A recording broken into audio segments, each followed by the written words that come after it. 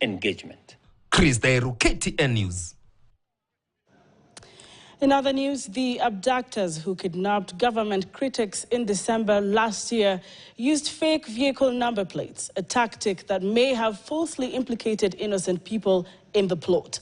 Now, 4 of the 5 freedmen have shed light on their harrowing experiences at the hands of their captors. And as Fred Kagonyo reports in their affidavit filed in court, the 4 men say that they were Mwangi minor. Similarly, Gideon Kibet alias Kibet Bull was taken in a Subaru with registration number KCG 089A. But NTSA records reveal the plates belong to another Toyota Probox owned by Catherine Kalanju. In another case, CCTV footage captured a Toyota Probox used in the abduction of Bernard Kavuli, registered as KCA 397R.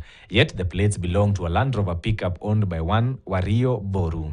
This is part of the evidence that lawyers representing Steve Kavingo and Kevin Muthoni have tabled in court to show that the abduction was connected to the state. The lawyers are demanding that the Inspector General of Police Douglas Kanja and the Director of Criminal Investigations Mohammed Amin explain the circumstances of the abductions and produce Kavingo and Muthoni in court. It's almost a year since these abductions began.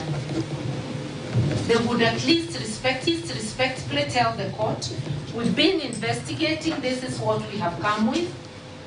And then Kenyans will know either we are in Haiti, where there are gangs that rule the city and rule the country, or whether we are in a country under the Constitution. In his affidavit, Bernard Kavuli stated that he was held for 5 days and interrogated about his criticism of the government.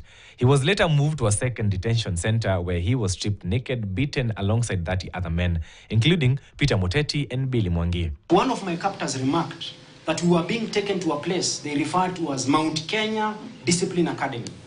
They further identified themselves as members of the forces and instructed that all responses to their questions should be prefixed with yes sir, emphasizing their identity as members of the defense forces. Gideon Kibet also recounted being tortured by his captors who questioned his online criticism of the Kenya Kwanza regime. The victims' affidavits revealed 2 detention centers, one in a forest-like setting and another resembling a forces-operated camp, described slightly as more hospitable. The court is set to resume hearing the matter on Friday at 9:30 a.m. Fred Kagonye, KTN, Nairobi.